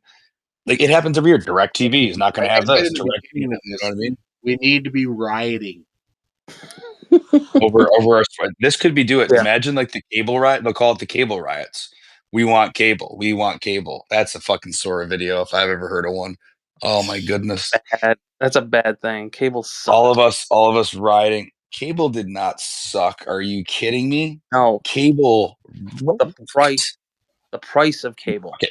Of course, but nowadays you're paying way more money for all the subscriptions. So it's like, how bad was cable? Like, careful for what you wish for. You know what I mean? Okay, cable. You could just imagine. I've been piracy the entire time. Piracy is the way to go. Okay, I'm just saying before piracy. Before piracy, I'm talking like 2013, 14, 15, those years. Like Netflix was just for watching movies. Yeah. Like, you know what I mean? Like everything was simple and you could turn a TV on and every game would be on that. There would be no need to subscribe for anything else sports related. You might have had to pay for, Sunday Ticket or Red Zone. Like you'd have everything you needed, local channels. You'd have you know what I mean? Like it was all usually on normal shit. As soon as it went to Amazon Thursday Night Prime, it was like, okay, this is how it's going to be from now on. You're never going to be able to have everything unless it's just subscription. Well, now you have to have Peacock to watch a game in the playoffs. Peacock to watch a game. Paramount. You got to have YouTube for Super Bowl or for YouTube for Christmas Day because those games are on Christmas Day. Who has? I think Peacock is doing their own game or something. Yeah, there's Black Friday. I think is another game that Amazon I think does. That's Netflix. Netflix is doing the Black Friday games again. But either way, it's gotten way out of control. What is the alternative? Don't watch it. Don't pay for it. You don't pay for it. You don't watch it. Like I didn't watch last night, and I was perfectly fine. I was only eyeing a couple players for fantasy purposes, anyways. Didn't just watch football, and he said he was fine. We're breaking him. I'm getting to it, man, buddy. I'm telling you, you should have seen me. I wish I had a camera on me during the game. I was loving life. I mean, again, we were winning, but it was never a sense of like, even before the game. Like a lot of times before big games like that, people are tense. People are either really jacked up, overconfident, or like tense. In this game, everyone was like, let's just have a good time. It's sunny out. We're here in Orchard Park. We're watching it. We're here to support our team at one of the last few times we're going to see them in this building. Let's just enjoy it. Embrace it. What other games you guys got? I think there's 4 more games at home. The Bucks, the Bengals, Eagles, Jets. I think I'm just going to the Jets game. Did you sell the other ones already, or you still have to sell them? We sold the Bucks game already, yeah. So we got those other 2 ones that I could either sell or go. We're probably going to sell them, but part of me at the last time at this game, it hit me. I was like, damn, this would really be the second to last time I come to a game here if we don't win the division, because we more than likely wouldn't host a playoff game unless we run the table and play, a lower seed. But like, so I was like, fuck, maybe I do want to go to another one. Like go, besides the point, it's a special place, but no, I'll say the the times we had there usually for me would have just been like most of the time remember a few select plays because the tailgate was fucking fantastic and the game sucked. We either won, lost, didn't matter back in the day. Now you go to games expecting to win. That's how it's been the last few years. It's more stress than anything enjoyable when you're there on that reason. So, and the new outlook of just being ridiculously high going into the game, you're so happy no matter what happens. Yeah. Like it's just impossible to be in a bad mood unless somehow you get rage baited by some fucking douchebag from Kansas City. But like that was the only time I caved. That was the only time I actually like lost my temper the entire day, and it was relatively fine. Are you excited for the new stadium, or are you just like it's commercialized? You know, everything's going to be so much more expensive. I mean, we're gonna have the tickets and probably sell them pretty well, but the I mean, I'm just gonna miss the openness feeling of being in an old building. You know, I will name one guy because this guy's football content to anyone listening at this point, and even just to you two. Like Albert Breer is one of the best dudes. He's like the senior writer for what was Sports Illustrated's NFL coverage. Now it's called Monday Morning Quarterback. He's great. He was talking about this game. I was listening to his podcast, and he was like, there just isn't really any stadiums like that left in the NFL. He goes, you can think about Lambeau, but it's been renovated so much that it's really pretty new in there. It's like historic, but it's new. Like it's been renovated. He goes, that's just something like that. It's, you know, basically saying goodbye to an era of football that is now gone. And he goes, yeah, they'll enjoy their new stadium, but like, that's one of the last remaining like places Yeah. of the yesteryear of what football was, and then that's it. And then when it's gone, it's all amusement parks. Yeah, it's all massive, gaudy, fucking high-tech stadiums that are gonna probably wear down faster than the fucking ones that they've had sitting there for 60 years. What would be the second? I mean, I know Buffalo's the second oldest stadium behind Lambeau, but like you said, Lambeau's been renovated so many times. It's just like a spaceship. What is the next oldest stadium? Is it like I think Soldier Field, I think, is older than the Bills. The Bills aren't even that oldest of a stadium. It's just like they haven't really been renovated ever. They have a whole new section in Chicago that like looks odd. It's all like all their. Well, they're building a new stadium. The Browns are building a new stadium, I believe. So it's just the way it is now. Like they're just going to start building these little towns, monstrous fucking cities, and they're just going to take everything around it and turn it into just this little village of tourism and richness in like stuff. Have you ever been to Patriots Place? No, but this is what I've said at Foxborough. I've heard this is what it is. It's like a town. It's like hotels, restaurants. Like it's an attraction to go to Foxborough because a buddy of mine I work with went there for like a business event. They host business events there, like international, networks or expos at Foxborough. So it's like just sick.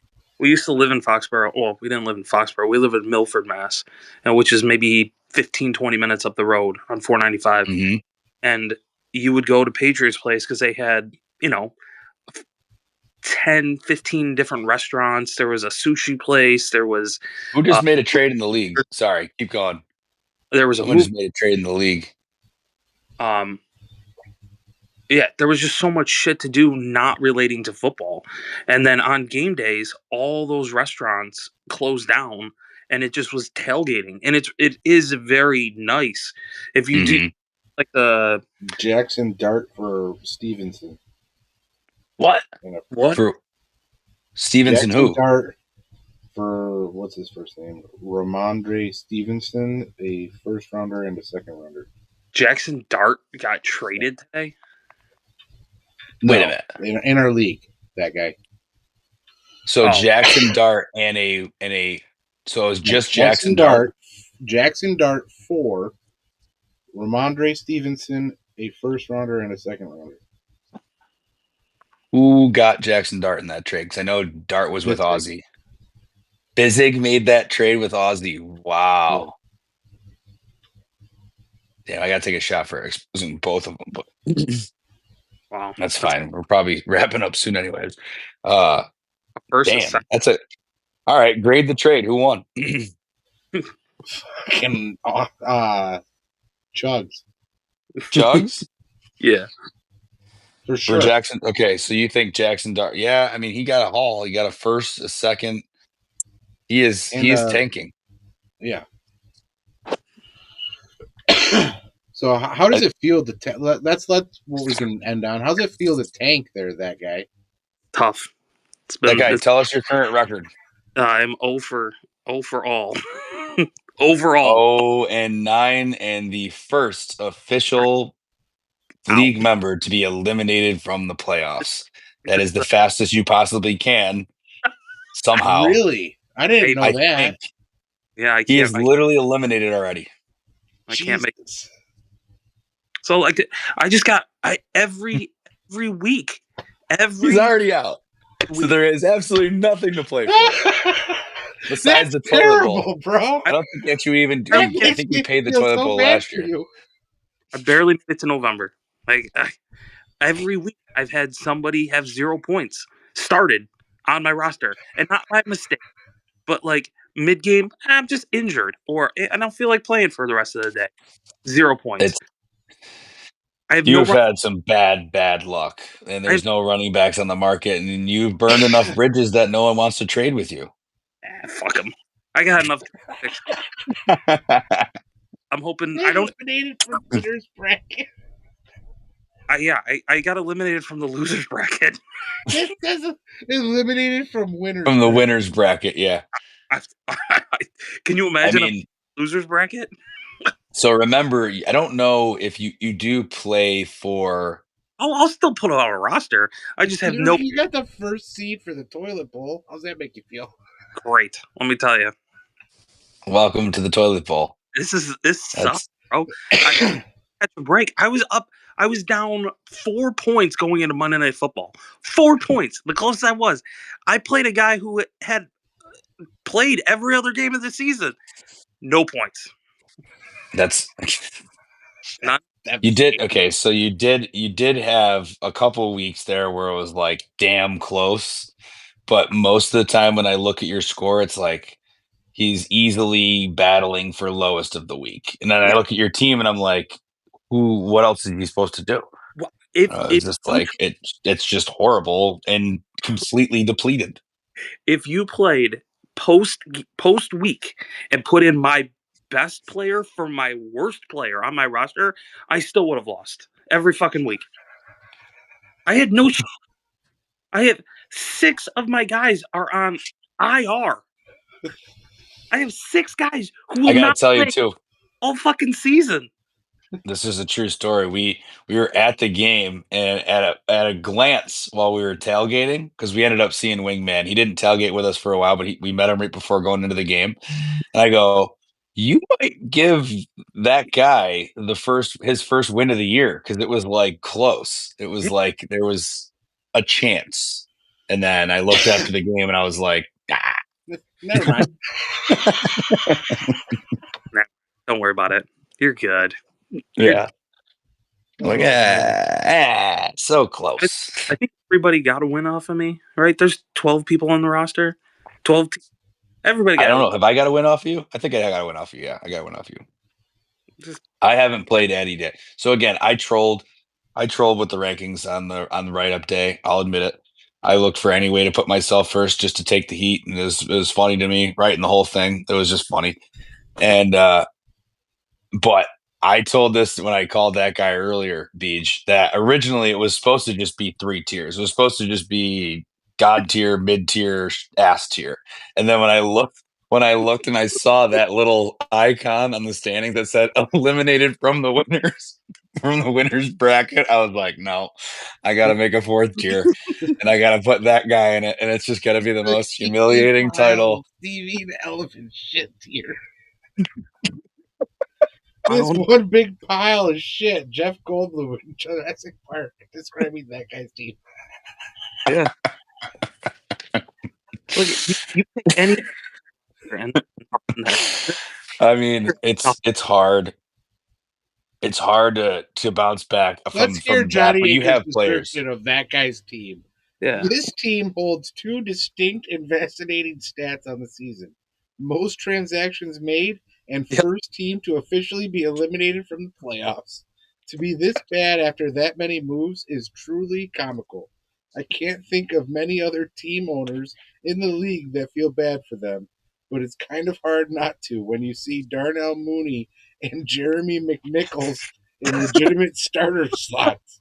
Grab your shit shovel. These guys are going to be digging out of the basement for quite some time. He's a 4th-string running back from Washington. It's nothing. That's what I'm saying, though. But that's what I'm saying. That's what I'm saying. You messaged me a couple weeks ago saying, "Hey, just want to let you know, you got a person not trying to start." I'm like, dude, I am trying my hardest. I am trying.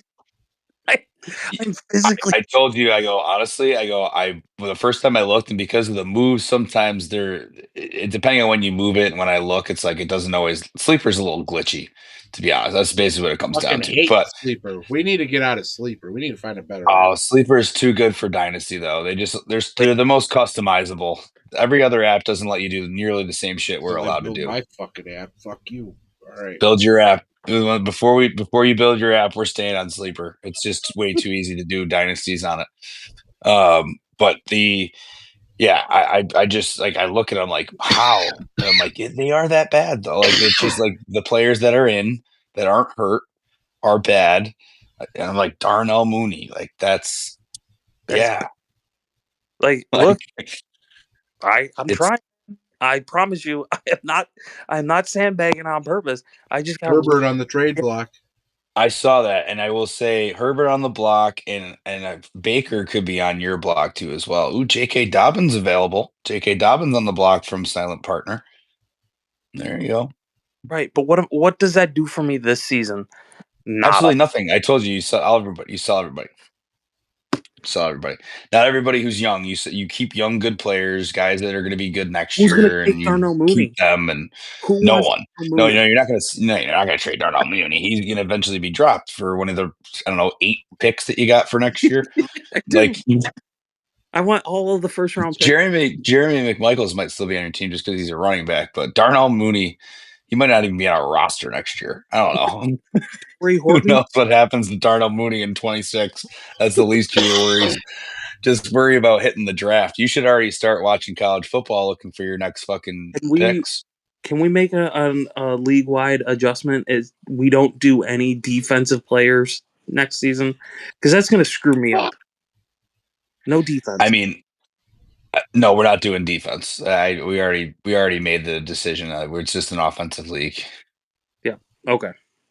I know BGFF wants to turn it into a 52-man or 53-man roster, which is just impossible. We can't be giving up points for pancakes around here, okay? Build your app. If you build your own app, you can make a 53-man fantasy roster. Work coming up. Boy, howdy, am I going to be to work? Did you get our app going with I'm going to get our fucking league app going. I might need you to pay for Grok. I already do. That's what I thought, but it limited my questions. Well, it's not foolproof. Grok's pretty stupid. Let's just put it. It's not. It's probably not the one you want to use if you're going to create a website. There's better ones out there for that, I'm assuming. But the 53-man roster idea is good in theory. I said how you'd add a couple spots every year, just keep growing it. Like it's basically it starts off as just either a keeper league or a redraft league. It was like supposed to be somewhat of like you keep 2 guys, then 3 guys, 4 guys, then 8 guys, and it becomes a dynasty league. Still drafting new players. The teams get bigger. It's like I call it an evolution league. Yeah. Starts as redraft, becomes a dynasty after like 5-6 years, and then all of a sudden you got 53-man roster. But or you can just go straight into a 53-man roster league. draft over the course of 4 days.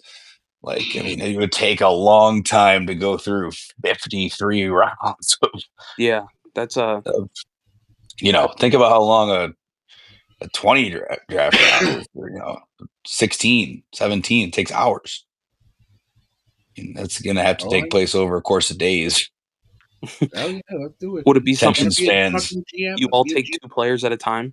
Like, you know how you should do it though. How you'd market this thing, because it would have to be degenerates in it. We make it a trip to Turning Stone. Yeah. Where during the day we golf, and 4 at night we days? draft. Oh my 3 God. days. 3 days. 3 draft nights. 3 rounds of golf. Their courses there are nice, but that would be very expensive. But it'd be pretty fun to do if we had everyone's buy-in to actually do it there. It'd be too hard to do a 54-man league off the rip, 53-man league off the rip. But I applaud you for making the app. If it's done, I'll do it. Yeah, I'm in. All right. You got 3 people. End the episode with. Now that it's clock and I gotta go to bed. Yeah, I was gonna say we didn't leave enough time for you guys to talk any fighting. But oh yeah, there was some. Nothing's really going on. Tom Aspinall finally got a fight, and then he got poked in the eye, and it got called off. So that was absolutely. What was that? Why did that happen? Because I saw it come up. I don't remember where I was. I saw it come up on my phone. I was like, "The fight's over already?" Oh, is it the bar? Yeah, Cyril Gahn literally poked him in both eyes, like fucking deep, like fuck deep. And then they called the fight because Tom couldn't see. So who knows if he fucked up his eye like real bad? So who knows? So who won? Aspinall won? No contest. No contest? Yeah. I was totally going to take it for a draw in the fucking comp, too, and it was like plus 5,000. Fucking asshole. I totally would. That's insane. That wouldn't draw, though, would it? It would have been a no contest. That's not a draw. Draw? No, a draw is a decision. A decision is a draw. A no contest is no win. I was going to say, I thought no contest to me would probably be no bet, money back. Yeah. You get free bet. We should actually look into that if there's ever any type of free bet situation, no contest, especially for fighting. Yeah, like what happens if a guy misses weight or like chooses not to fight and you put money on? Or like there was a no contest and if bets got sent, I don't know if that would happen though. I don't think bets would get sent back. Maybe. I'd have to look into that. Because like let's say you took one of those guys to win the fight in a certain round. Well, they're taking if anyone did. Yeah, they probably would. I don't think a draw is the same as a no contest. And that in that case, I might actually side with Beach and think that they might call that a draw. Did you or like pay that decision? Did you hear about the weird betting pattern that happened this past weekend on fighting? There was dude got dropped. He lost. He lost in the first round. Yeah, what happened? By submission and the major betting right before the fucking bout. Yeah. And then UFC got wind of it and fucking, you're done. Bye-bye. Goodbye. What, he took a dive? It sounds like it. That's what allegedly, yes. Yeah, there was major betting on his fight prior to the fight. He lost by submission in the first round. And then Wynn got hurt, or all the books called into UFC and said, hey, everybody bet on your boy. Like, I don't know what's going on. And he got fucking cut immediately. The guy who won? No, the guy who lost. Well, yeah. If everyone would have bet on him, everyone bet against that guy, basically. Yeah. To lose by submission in the first round, probably. I don't know how specific it was, but it was. In the first, it's like Pulp Fiction. In the first, my ass gets choked. Yeah, pretty much. And then they just, well, that's the crazy thing now is the books have so much data. And they're like, like they have an entire risk analysis department specifically based on abnormal amounts of betting. And that's what fucked the NBA. They have AI tracking every single bet to know how to rig the fucking system so that they win the most money and you lose the most money. Oh, they're always going to win. Yeah, they're always going to win. It's in the VIG. But let's keep watching these fucking charades. It's in the VIG. Because every now and then someone's going to win some crazy fucking parlay for 15 grand and make up for I all hope I the won money the that they Mega spent Millions doing tonight. I hope I won the fucking Mega Millions. That's the same as the lotto, man. I understand. Yeah, at some point. I figure at some point the computer's got a glitch, right? Could you imagine if you know that knowledge, though, that insider trading, you had just enough information to be like, and you got away with it? Like you. Well, yeah, they as like in the NBA case, like not to rehash that, but like the trainer Damon Jones or whatever the fuck his name is, like he was an unpaid member of the Lakers. Like, why was he doing it unpaid? How was he? You know what I mean? No one ever followed the trail of a guy who was on this roster just for fun and that was selling information on the side about who was going to be in the lineup before it was announced. Like, that was a low hanging fruit that the NBA could have easily discovered on their own, and they chose not to. That whole thing looks to me as just complete negligence. Like they knew it was happening all along, and they knew they were in on it. So like that's fuck them. That's a worse scandal is going to come out about it eventually. Like because Adam Silver, I think did he already go? The commissioner had to go in front of Congress and testify about what the fuck happened this week, I think. I mean, it might be just the shutdown is what's preventing him from actually going, but I'm pretty sure he got called to Congress by somebody to start talking about what they already knew about this. It's fraud. Yeah, it happened it's legitimately fraud. It happened with Michigan with the sign stealing thing. Like, you know what though? Sign stealing to me is like warfare. Yeah. It's like there's some part of it that's like, okay, you can change your signs. Yeah, that's true. You can do different things in different orders. Like the whole baseball thing, like they had like a thing that was like, I don't know if they had like a machine or something that was telling them, or like it was just like a signal or something like the Astros. Like the Astros had that whole cheating scandal that happened like 6-7 years ago. 6-7. They were banging a I had to do that one for Beach right at the end. I had to kill him. But I gotta go to bed.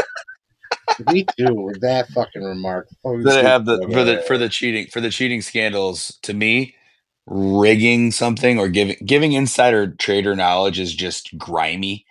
Like it's just like you're a scumbag of like you're weaseling into this position to give out information. What the one dude for the player who actually like tanked himself and took him out of it, that's pretty dirtbaggish. That's pretty fraudulent. Like any of those are like actually fraudulent. Sign stealing. You're trying to win.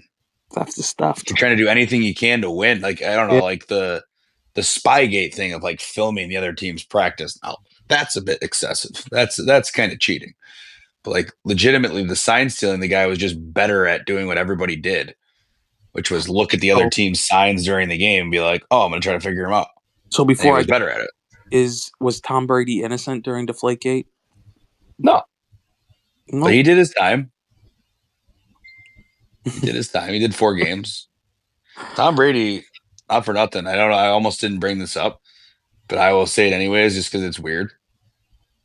He cloned his dog. Yeah, I'm kind of pissed about that. I didn't know that science existed, and I totally would have used it. I mean, honestly, though, Beej, I'm like, that's probably like, I mean, to me, it's absolutely, it's a bit of unethical. It's an abomination. Don't worry. Don't get me wrong. It's an abomination beyond all like, out. But I get my dog back. Yeah, but it's still a different dog, but it's a clone of it. It looks like it. I get it though. I get where you're coming from, especially now. That's why I didn't want to, the Tom Brady thing just made. I was like that. It kind of. I didn't know if you heard about it. Oh, yeah, I did. Kind of pissed It's probably also like multiple hundreds of thousands of dollars to have that happen. 100%, and I think it pissed me off because of the timing of it. If Oswald didn't just go through what he went through, I don't think I would be this pissed off about it. I think I'm more pissed off that I lost my dog and this fucking rich guy gets to keep his fucking dog. because he has the fucking money. That's the fucking part to me that kills me, because that you're like everybody else who loses their pet, because you can't have what Tom Brady has, which is the ability to clone it. It's just such a fuck you move to like everybody else. It's just a douche move, right? It's just a douche canoe move. Only Tom Brady and it like brag about it, like only Tom to come Brady out and fucking bring out a whole news article to feed. I think my clone dog. BGFF. I think what this really does, and we can end the episode on this, and maybe we'll start the next episode about more conspiracy sports. He's admitting that he's a clone himself. Yikes. You ever seen I Hate Me or whatever that show is? With it's a Paul Rudd show. I think it was a season or two where he gets cloned. Like he's like not feeling like yourself. Like some commercial, and he goes to this spa, and then he like wakes up and he's like, wow, I feel way better. But really what it was is like he got cloned into a happier version, and his old version, who they usually kill, he didn't die. So he like wakes up and now there's two of them. But when he goes to it, the first episode, he's at the strip mall where it's a massage parlor, which is pretty funny. And Tom Brady walks out and he looks at him. He's like, first time? The guy was like, yeah, you? And he goes, however many Super Bowls he had at the time, he was like, 6. They drop subtle hints in movies, in these little stories about his dog. Tom Brady's a clone, man. There's multiple Bradys running around right now. I believe it. Just like his dog, apparently. They just was like, hey, by the way, this is possible. And maybe look into me. It has been for years, evidently, you fuck. Like, he says, this has been out for years. I don't know what you guys are just catching on. Fuck you, dick. Fucking douche. Fucking douche. Yeah, do you think that's Tom Brady? He's those are just like the feeler conversations, like, oh yeah, I clone my dog. He's like, that's exactly what it is. It's probing the public with certain tidbits of information to make sure that they can handle the final blowout of what the fuck's coming. Because Tom Brady died 10 years ago. You're gonna have to. There's going to be a hard reality for some people that there's fucking like 90% NPCs out there. Oh yeah, going to shut down. We saw one driving to the Bills game. It was just every single like absolute traffic law you had to obey while cutting through a parking lot to get to like our cut through spot. Yeah, just stop. Look both ways, go, stop. It was just like, finally we just like veered around and we were just like, and then fucking SP just goes, Jesus Christ. It's just total fucking NPC. Like, what the hell? I was like, no, for real though, because when you're playing a video game and you're trying to like go somewhere, the NPCs are driving along. Being NPCs, and I was like, dude, I go, that's one in the wild. I go, if you had a conversation with them, you'd realize they're not even real. They're not real. There's nothing there. Truman Show, when they opens up the elevator and it's just a director's chair and a cup of coffee. And they're like, oh shit, you went off script. Like, you weren't supposed to get into my vehicle. No, I wanted to talk to you. I wanted to see how you live your life. I want to know your name. Where'd you come from? I'm from Seattle. Oh, why are you driving through a parking lot in the middle of Buffalo right now? Obeying every traffic law. This wasn't part of the plan. All right, I gotta go to bed. All right, boys. It's been a pleasure. Right. Cheers. Take it the fuck easy. Have a wonderful evening, everybody. Maybe I'll try. What? I'm gonna try and win this week. It's against me. Go fuck yourself. Peace.